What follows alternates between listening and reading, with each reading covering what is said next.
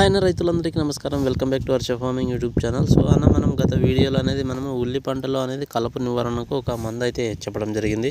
So ఆ మందు అనేది చాలా ఎక్సలెంట్గా అనేది పనిచేయడం జరిగిందన్న.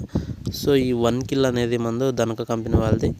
సో ఆకు జాతి అలాగే గడ్డి జాతి కలుపు అనేది పూర్తిగా అనేది నివారణ జరిగిందన్న. సో పూర్తిగా చనిపోవడం జరిగింది. సో ఆ గత వీడియోలో మనకు ఏ విధంగా కలుపు ఉంది అనేది కూడా మీకు వీడియోలో చూపించడం జరిగింది.